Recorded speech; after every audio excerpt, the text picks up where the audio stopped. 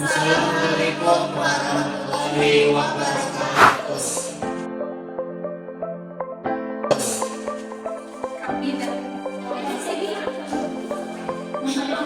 Oke, akan mendemonstrasikan mengenai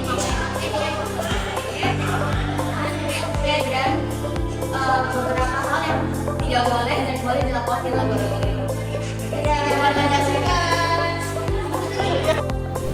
Laboratorium bakteriologi klinik merupakan unit kerja yang memiliki risiko tinggi terhadap terjadinya kecelakaan akibat kerja dan penyakit akibat kerja. Oleh karena itu, penerapan sistem manajemen keselamatan yang ketat menjadi sebuah keharusan, bukan lagi sekedar pilihan. Untuk menciptakan lingkungan kerja yang aman, produktif, dan menghasilkan data yang valid, diperlukan integrasi menyeluruh dari 5 pilar utama, yaitu biosafety, biosecurity, good laboratory practice, teknik aseptik, dan K3. Tujuan dari video demonstrasi ini adalah diharapkan penonton dapat melihat, memahami, dan menerapkan prinsip biosafety, biosecurity, GLP, teknik aseptik, dan K3 laboratorium.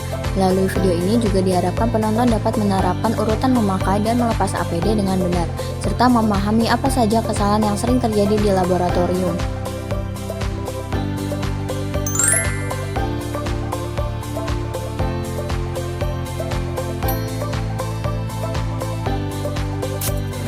Pertama-tama, sterilkan tangan menggunakan sabun atau hand sanitizer.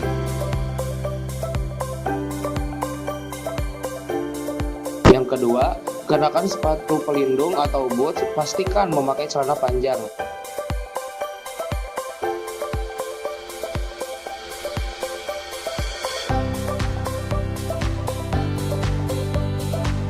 Yang ketiga, pakai gaun bersih atau jas lab yang menutupi badan dengan baik.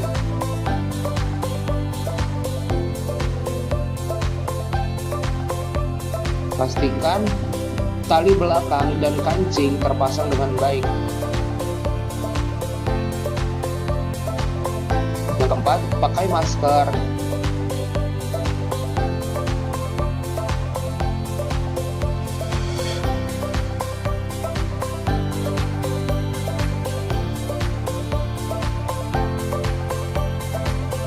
Dilanjut pelindung mata atau goggles, serta pakai face shield.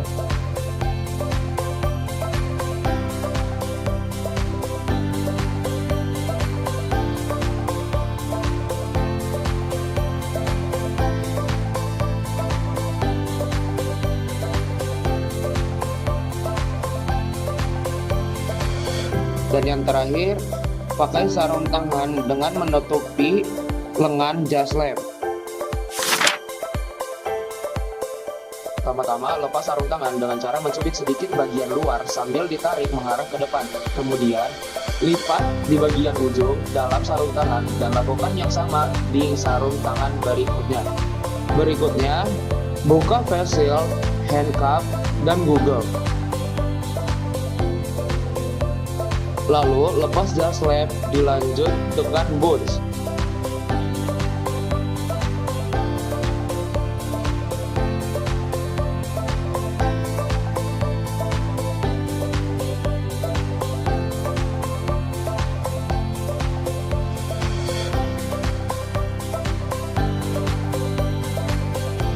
Dan terakhir, buka masker.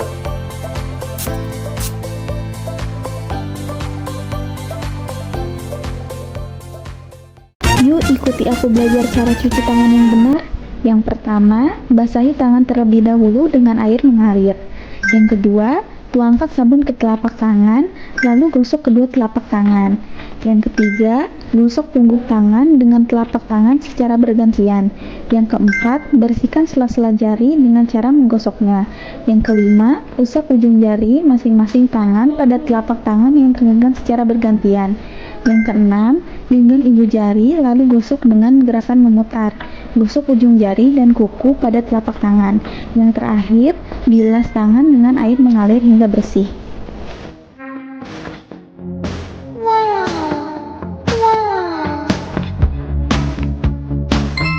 Yuk kita lihat unsur GLP apa saja yang ada di lab bakteriologi klinik.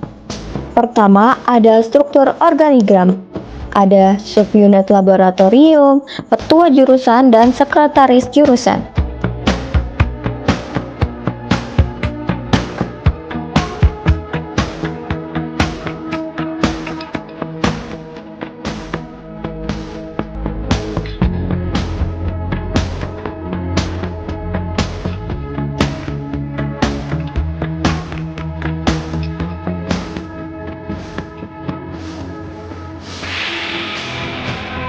Kedua, lab ini memiliki logbook. Logbook ini dibuat sebagai bentuk rekapan pemakaian dan pemeliharaan alat.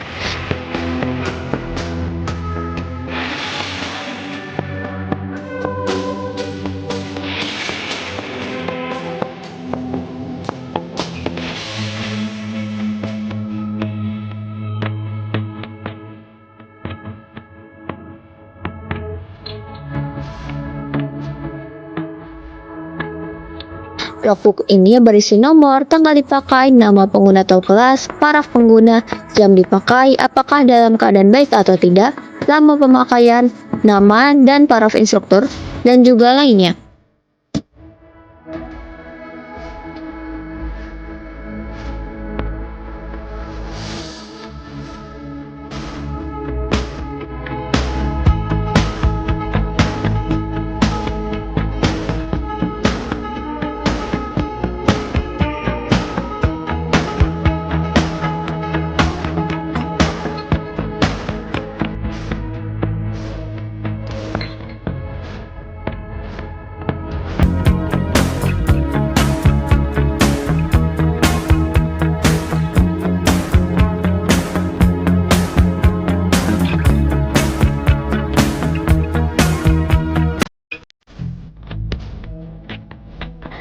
GLP juga termasuk dengan penyimpanan reagen.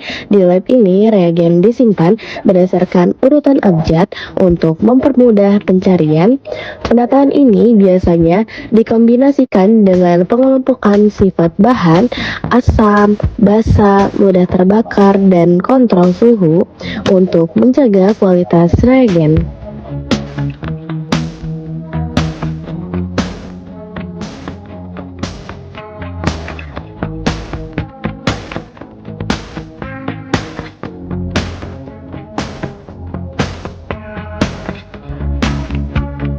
Contoh perilaku yang benar dan salah saat berada di laboratorium. Yang pertama, masuk laboratorium tanpa menggunakan APD. Sebelum masuk lab, kamu harus memakai jas laboratorium, sarung tangan atau handscoon, dan masker untuk melindungi diri serta mencegah terjadinya kecelakaan kerja. Yang kedua, melakukan penanaman bakteri tanpa menggunakan APD. Saat melakukan penanaman bakteri, kamu wajib memakai sarung tangan dan masker agar terhindar dari paparan atau infeksi bakteri.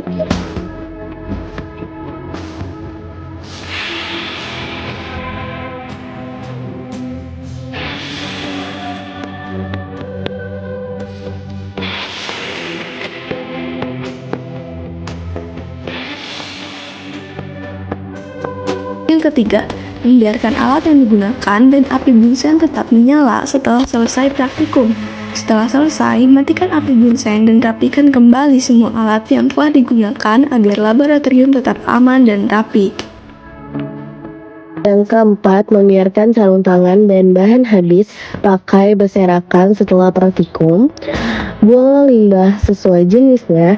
Sarung tangan bekas dibuang ke tempat sampah limbah medis berwarna kuning, sedangkan tisu dibuang ke tempat sampah non-medis berwarna hijau.